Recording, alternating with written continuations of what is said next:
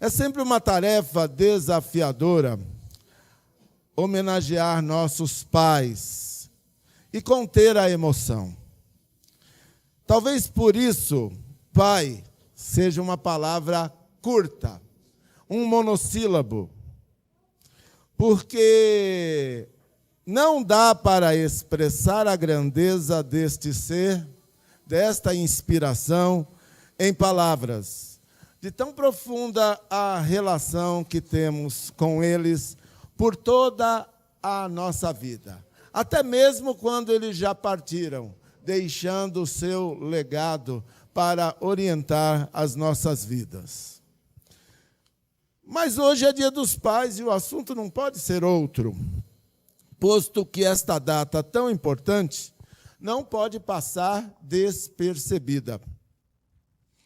Assim, eu gostaria de convidar a amada igreja a abrir comigo a palavra de Deus no texto do Evangelho de Lucas, capítulo 15,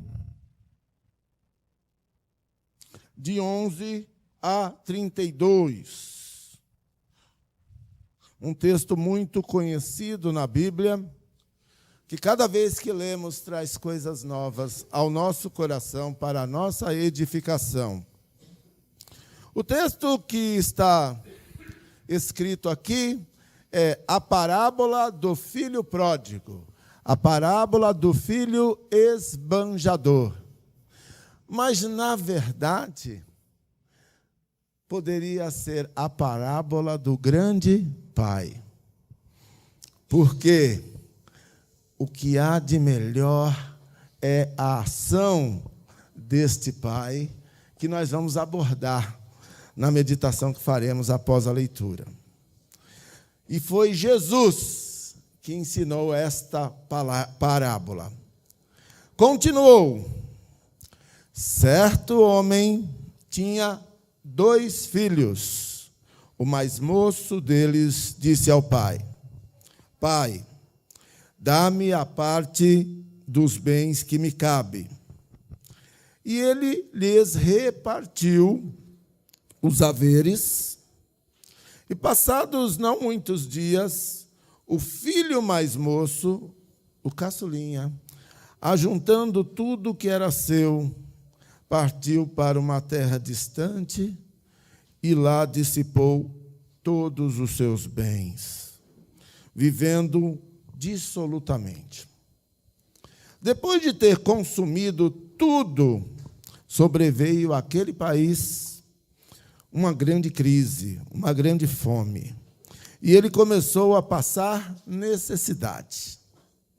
Então, ele foi e se agregou a um dos cidadãos daquela terra, e este o mandou para os seus campos a guardar porcos. Ali desejava ele fartar-se das alfarrobas que os porcos comiam, mas ninguém lhe dava nada. Então, caindo em si, disse: quantos trabalhadores de meu pai têm pão com fartura, e eu aqui morro de fome? Levantar-me-ei e irei ter com o meu pai, e lhe direi: Pai, pequei contra o céu e diante de ti. Já não sou digno de ser chamado teu filho. Trata-me como um dos teus trabalhadores. E levantando-se, foi para seu pai.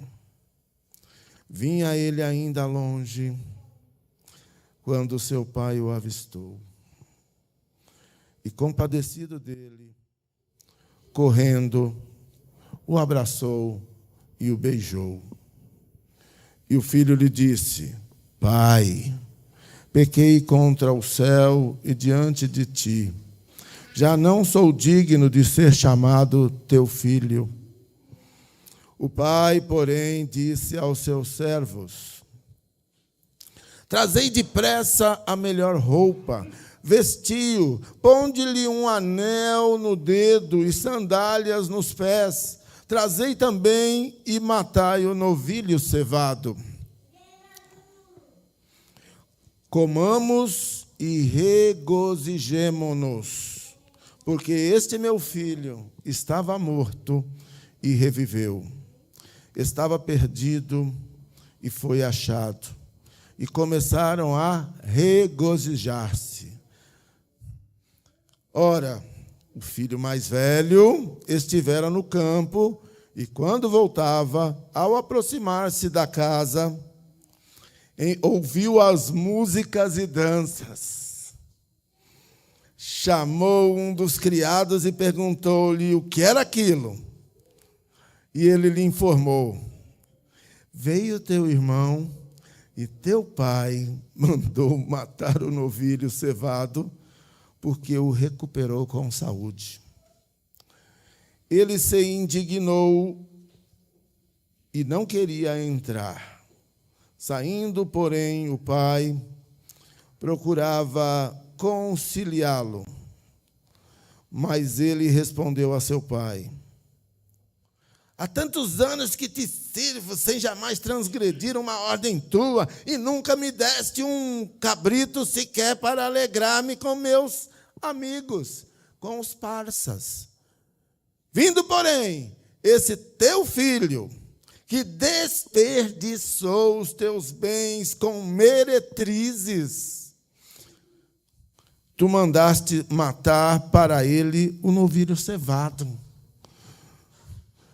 Então lhe respondeu o pai: meu filho, tu sempre estás comigo, tudo que é meu é teu. Entretanto, era preciso que nos regozijássemos e nos alegrássemos, porque esse teu irmão estava morto e reviveu, estava perdido e foi achado. Irmãos, o sermão de hoje é intitulado Pai, 3 letras que amam. E eu vou entregar a vocês da forma que recebi do Senhor, em forma de acróstico. Acrósticos são palavras ligadas a uma letra inicial. No caso, a letra P, a letra A e a letra I. E na letra P, neste texto e na vida da gente, identificamos os pais, o nosso pai, como professor, como provedor e como perdoador no seu grande coração. A maioria de nós já conhece essa famosa parábola bíblica contada por Jesus, segundo a qual certo homem, cujo nome nem é citado, isso quer dizer que pode ser qualquer pai que se identifique com esta verdade. Certo homem tinha 2 filhos, sendo que o filho mais novo fez um grande desaforo para o pai, exigindo dele a antecipação da liberação de sua herança, por não estar disposto a viver sob a autoridade do pai em sua casa. O pai, em sua sabedoria, e é preciso ter muita sabedoria para ser um bom pai, mesmo sabendo que o filho estava cometendo um grande erro, mesmo sabendo que o filho rebelde, por lei, só teria direito à herança depois que o pai morresse, só que, ao pedir a antecipação, é como se ele dissesse para o pai: pai, já que o senhor não morre logo, libera aí a grana para mim, que eu quero cair na vida. Eu quero curtir a vida adoidado. E curtir a vida na rebeldia como pai é fazer o que este cidadão, que não tem nem o nome citado, portanto, pode ser qualquer um de nós, qualquer pessoa que a gente conheça, que esteja na condição de filho, e ele vazou. O pai liberou. E sabe o que o pai liberou em antecipado? Não foi a herança. O pai que estamos homenageando hoje, ele antecipou a liberação do perdão, que só foi pedido mais para frente. É como se dissesse: meu filho, eu te perdoo. Toma aí. Repartiu para os dois. Não foi só o mais novo que recebeu a herança. Está no texto que ele repartiu para os dois. Antecipou a herança dos dois. E aí o que aconteceu? Não muito tempo depois, passados não muitos dias, o filho mais moço pegou tudo o que era seu, tudo, ele não deixou nada. Não vou nem deixar minha foto para o senhor não se lembrar de mim. Me esqueça, pai. Como um pai pode esquecer do filho? E foi embora. E ele estava tão rebelde que o texto nos mostra que ele não foi embora para a cidade vizinha. Ele foi para uma terra distante para, na sua rebeldia, ele nunca mais ver o pai e, quiçá, seu irmão. A mãe não é citada, mas nunca mais eu quero viver sob a égide da autoridade desse meu pai, que é ruim, que é chato. Ele passa de herói a chato quando ele impõe limites para que nós cresçamos. Quando ele ensina à criança, desde pequeno, o caminho que deve andar para que ele não se desvie desta lei e isso seja a bênção na sua vida para além desta vida. Então, amados, ele partiu para uma terra distante, dissipando. Dissipar é esbanjar, é torrar o dinheiro de uma vida. Quando a pessoa não tem cabeça, dinheiro é difícil de ganhar. Mas na mão de uma pessoa perdida, uma pessoa em rebeldia, o dinheiro voa. E quando se vê, já era. E a Bíblia ainda diz assim: vivendo dissolutamente. Viver dissolutamente é viver no estilo dos epicureus. Comamos e bebamos, porque amanhã morreremos. Sabe? É viver desregradamente, de forma libertina e devassa, contrariando os bons costumes aprendidos de berço na casa do pai. E como o pai previa, porque a gente, quando é jovem, acha que sabe tudo. Aliás, os jovens estão cada vez mais cedo maiores que nós, chamando a gente de baixinho. Não é, João Vitor? Os meninos crescem demais, gente. Ontem eu fui a uma festa em Jaguariúna, uma festa para o pai. A inauguração do templo de uma igreja onde eu fui pastor por 4, 5 anos. E pude ver pessoas que, no tempo que eu estava lá, eram do tamanho dessas crianças maravilhosas aqui. E hoje, eles são líderes na igreja, são gigantes, todos maiores que eu, me chamam de baixinho. E o que acontece? Passa muito rápido. Tem pessoas que estão há 18 anos naquela comunidade que ontem chegou a inauguração do tão sonhado templo. Ontem se libertou de 22 anos pagando aluguel. E nos últimos anos a conta não batia. A despesa era sempre maior do que as entradas. E Deus moveu o nosso presbitério, moveu o nosso coração, moveu a liderança local e aconteceu aquela maravilha. O templo está lindo, mas mais do que o templo, as pessoas Foi uma choradeira de alegria, foi um toque. Deus derramou paz, Deus derramou bênção, foi tudo de bom. E aquilo foi contagiante. E aquela igreja, em nome de Jesus, é um farol naquela cidade, porque é num lugar escuro, embaixo de uma torre da rede elétrica ali pertinho. Então, amados, como o pai previa, depois desse filho sem juízo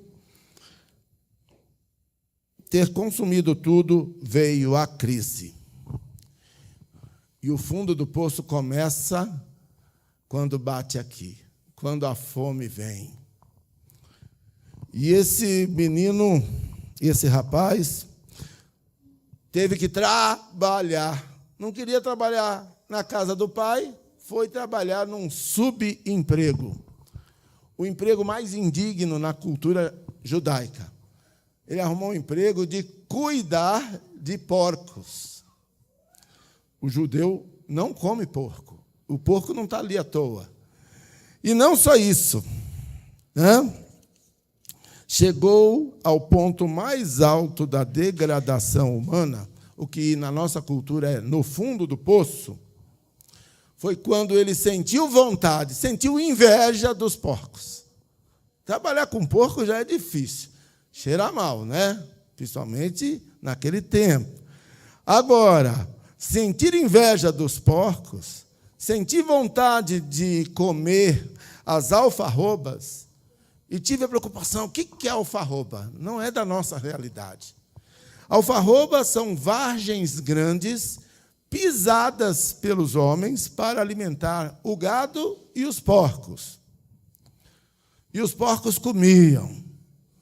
E os porcos, gente, quando eles estão comendo, não podem ser incomodados. E aqui diz a Bíblia, ninguém lhe dava nada, nem os porcos. Porcos sem coração. Então, caindo em si, hello, refletindo, botou o cérebro, que era um elemento decorativo, naquela cabeça, botou para funcionar de novo. E ele, refletindo sobre sua miséria física e sua miséria espiritual, porque a fome é espiritual, morrendo de fome, ele lembrou-se da condição dos trabalhadores de seu pai, dos empregados, que na casa do seu rico pai, eles tinham fartura, né? Ele também tinha fartura, fartava tudo. E os empregados do pai dele estavam até gordinhos com esta abundância. E ele lembrou e decidiu voltar para seu pai. Veja bem, ele não voltou para casa. Ele voltou para seu pai. Porque mais importante que a casa era o amor que o pai dele tratava, como o nosso Deus nos trata.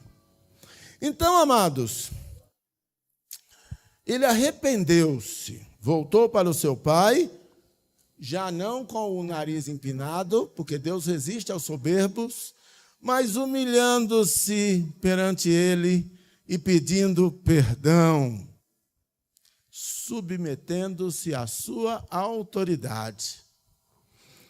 E ele teve que andar bastante com fome, porque ele foi para uma terra distante. Para voltar para o seu pai, o caminho era longo e difícil. Ele precisou passar por essas humilhações para aprender com seu pai, professor. Como diz a música, eu era feliz e não sabia. Quando a gente é um jovem, o sonho da nossa vida é ficar independente, né? É me autoafirmar. Eu não dependo mais de meu pai e minha mãe. Eu pago as minhas contas. Portanto, fica quietinho aí que eu me garanto. Era essa a mentalidade desse rapaz. Mas quando ele caiu em si, não é isso que ensina a palavra de Deus. Deus quer os seus filhos do lado. Todo pai que se preza entende as decisões dos filhos e respeita, porque eles têm que crescer, eles têm que se emancipar. Na cultura judaica, isso acontece aos 12 anos, no Bar Mitzvah, que é uma festa de emancipação. E isso é feito numa atmosfera de paz. Esse rapaz aqui, rebelde, sisudo, nariz empinado, ele aprendeu pela dor. É o velho ditado evangélico. Não vem pelo amor, vem pela dor. E quando o filho entendeu que ele era feliz e não sabia, caiu a ficha e aquele quadro de humilhação passou a se reverter. Esse é o pai que homenageamos hoje. Pai com P maiúsculo. Protetor, professor, ensina. Provedor, trabalha para sustentar, para que não falte nada para a sua família. E perdoador, vai haver o choque de gerações naturalmente. Mas nesse processo de amadurecimento, a coisa mais linda é quando a gente percebe que o nosso trabalho não foi em vão e que entregamos pessoas valorosas para uma sociedade carente de referenciais. Aquele é meu filho. A gente até chora. E a segunda letra do acróstico, que está no centro da paternidade, é a letra A. A de amor. Essa letra está no centro, no coração da palavra Pai. Esse grande pai da nossa parábola tinha todo o direito de rejeitar seu filho indigno, como muitos fazem por aí. Mas só que não. Respeitando a escolha errada do filho, porque às vezes a gente tem que permitir que eles se machuquem, para depois nós largarmos os outros filhos no aprisco, irmos lá buscá-los, pensar suas feridas, colocar o bálsamo e trazê-los para o aprisco, para o aconchego do lar docilar. E esse pai que respeitou a escolha do filho, mas com certeza em seu coração de que ele voltaria, de verdade aqui, apesar de todos os direitos, o amor venceu. O texto nos mostra que ele vinha ainda longe, sujo, fedendo a chiqueiro, cabisbaixo, envergonhado, faminto, carente, esperando o juízo como consequência da arte que aprontou de seu pecado. E o pai, que já tinha uma certa idade, o avistou, porque ele estava esperando. E o amor do grande pai foi expresso em atos, não é só conversa, porque de conversa todo mundo está cheio. Esse amor do grande pai foi expresso em atitudes, normalmente em nossa cultura patriarcal. Isso normalmente é atribuído às mulheres, às mães. E o texto enfatiza compadecido. Isso é coisa de mãe, esse negócio de ter dó. Né? Na nossa cultura, o pai tem a função, muitas vezes, de fazer a parte dolorosa. Se você não se comportar, quando seu pai chegar, você vai apanhar. Então, se tem essa visão do Pai do céu e do Pai da terra como o monstro, né, que bota fogo no parquinho. Mas esse não é o modelo bíblico de pai.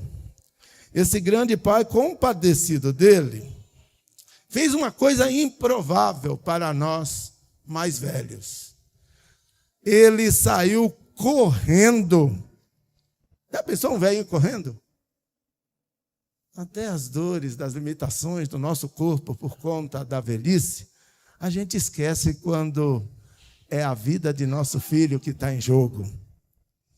Saiu correndo em sua direção, viu aquele menino fedendo a porco, o que ele fez? O abraçou, né? Abraçou. E não só isso, fez uma coisa, esse negócio de beijinho, na nossa cultura é algo a ser superado. Ele beijou aquele filho, como se nada tivesse acontecido. O arrependimento foi mais relevante do que o desaforo. Na hora do desaforo, eles se separaram. Mas quando o filho se arrependeu, o grande pai, cheio de amor, o recebeu e foi para sempre. Diz-nos aqui que o pai continuou expressando o seu amor, ordenando a seus servos: tragam depressa a melhor roupa. Não me venha com Renner, traga Zara, traga aquelas marcas chiques. Traz a melhor roupa. Não está na palavra, mas eu inferi. Depois de dar um banho nele, vistam-no. Tira o cheiro da lama, o cheiro do chiqueiro, que ele se espolejou na lama, longe de mim. Dá um banho nele, deixa ele cheirosinho, passa um shampoo, né? E aí você põe a melhor roupa. Traz depressa, põe a roupa nele, ponde-lhe o anel. As famílias nobres, né? Tinham, o seu patriarca tinha um anel que era o selo de sua autoridade.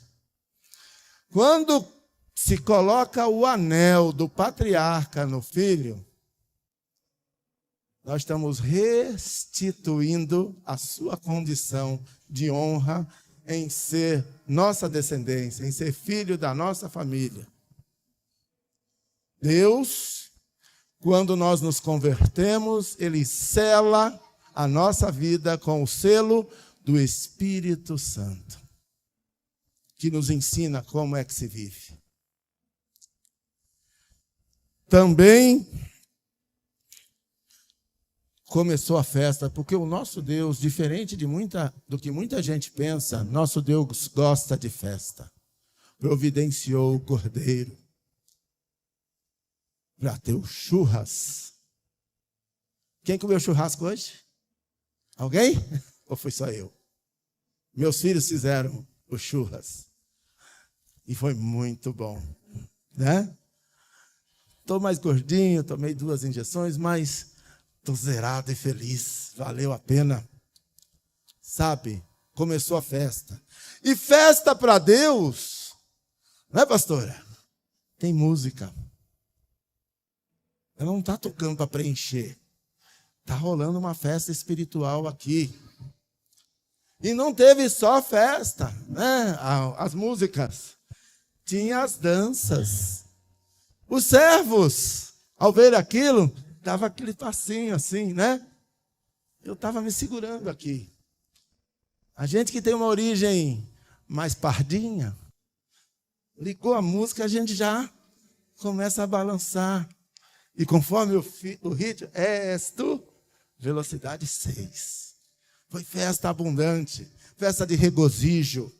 Porque Deus nos criou para estarmos alegres na sua casa. Mas todas as vezes que o poder de Deus se manifesta, o mal vem roubar a nossa alegria. E nessa atitude nós vemos que na nossa sociedade hoje, alguns pais não têm tempo para os seus filhos e tentam comprar bens, prover tudo, mas tudo o que o filho deseja e precisa como herança.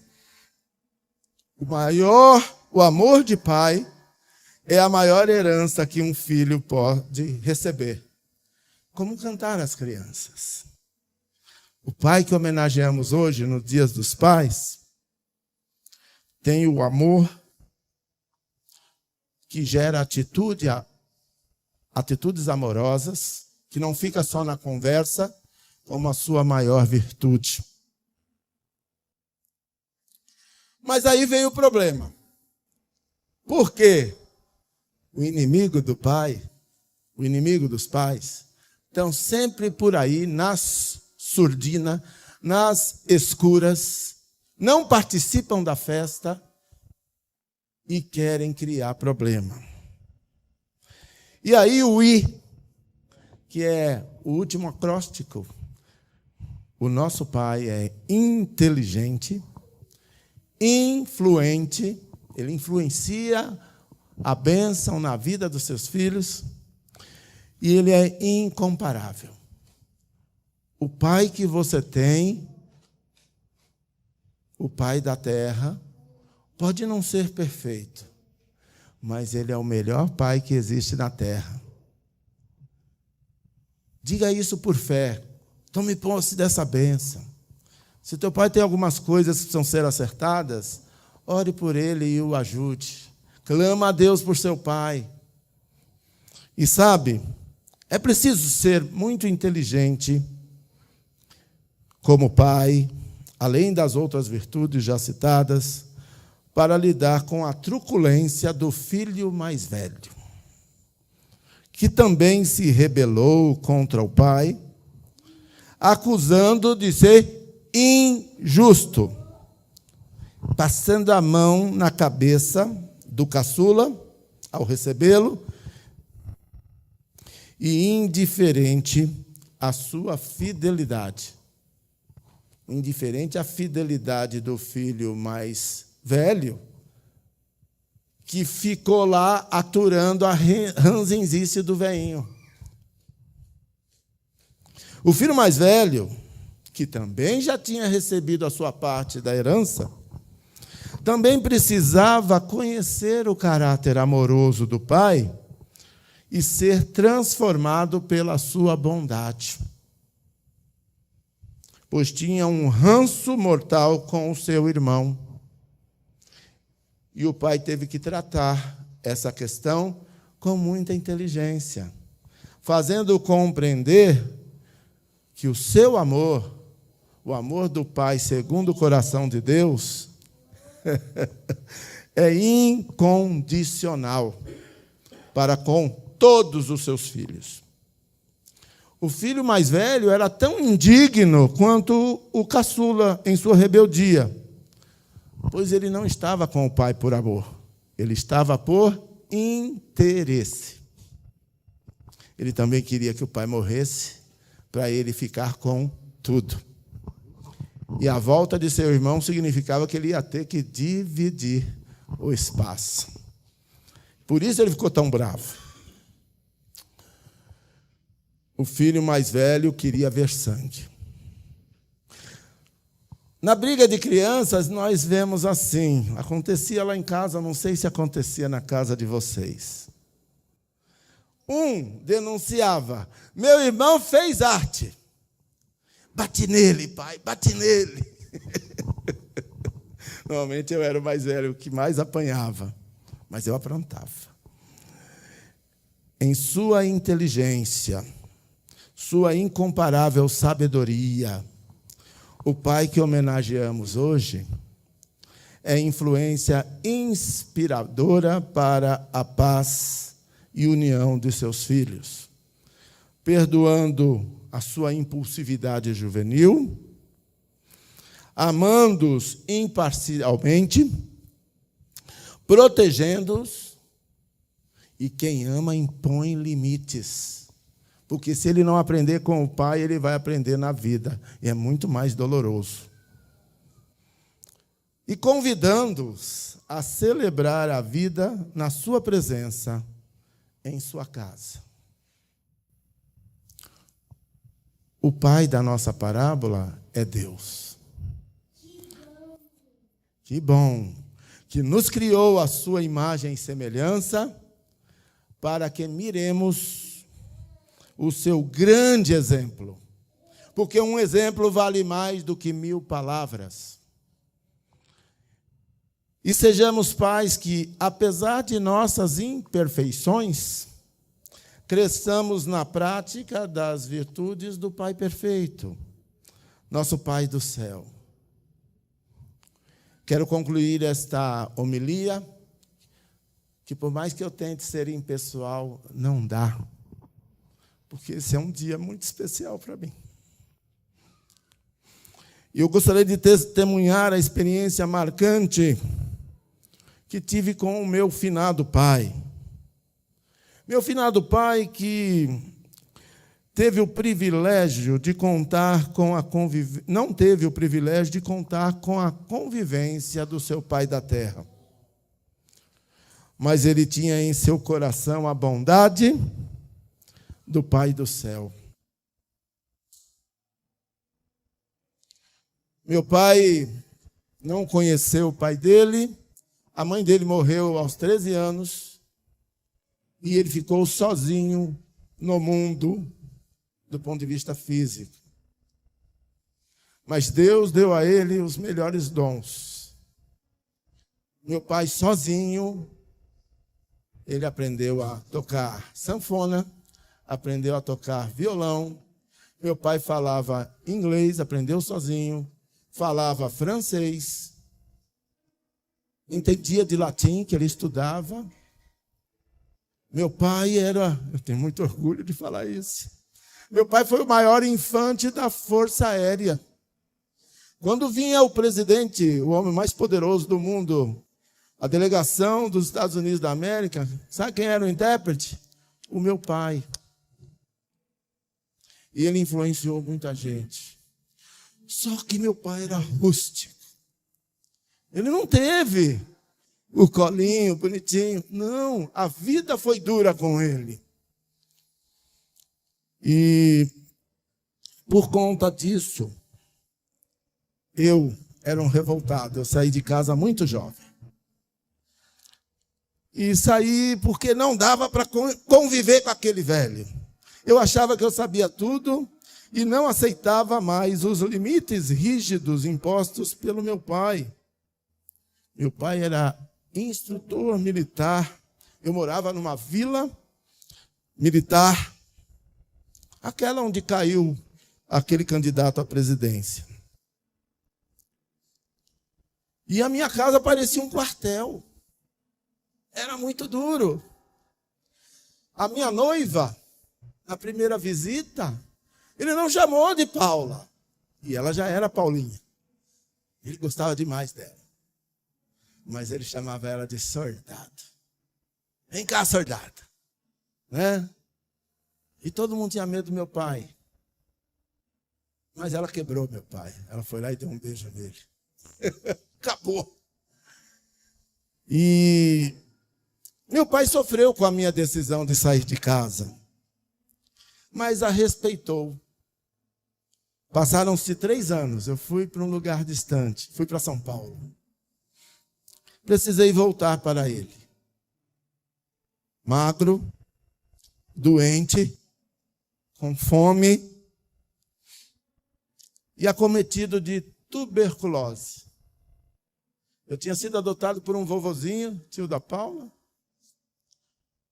mas ele tinha medo, eu estava com a tísica. Então ele me convidou a, olha, volta para a casa do seu pai. Eu não tinha para onde ir. E eu fui buscar abrigo na casa do pai. E Deus usou este momento para que eu conhecesse o grande pai que eu tinha. Ele, como o pai da parábola, me recebeu de braços abertos. Na época, meu pai, quando a gente se encontrava, tinha a bênção. Sempre era uma bênção. Benção, pai. Né? Aí foi diminuindo, né? Meu pai era mineiro. Então, benção. E depois, né? Mas ele pegava e eu tinha vergonha, porque meus colegas não tinham isso em casa. Eu beijava a mão dele, ele beijava a minha mão e dava 3 beijos no rosto. E ele falava, Deus te abençoe, meu filho. E foi o que ele fez. E ele tomou uma atitude que me salvou, me deu abrigo. Ele mesmo preparava o remédio que me curou. À base de fígado cru, ovos de pata, mastruço com leite, gengibre, a gente tosse mesmo, é horrível. Beterraba, tudo batido no liquidificador. Saía até fumaça do copo. Ele me dava na boca, dizendo, bebe, menino. E ria, né? Ele era um pouco sádico. Vamos lá, soldado. Glupe, glupe, glupe. Bebe, bebe. E botava aqui no nariz para não, né? Gente, e essa demonstração de amor do meu pai curou não só a minha enfermidade física, porque com aquele troço ruim até o vírus foi embora, mas me marcou espiritualmente para sempre.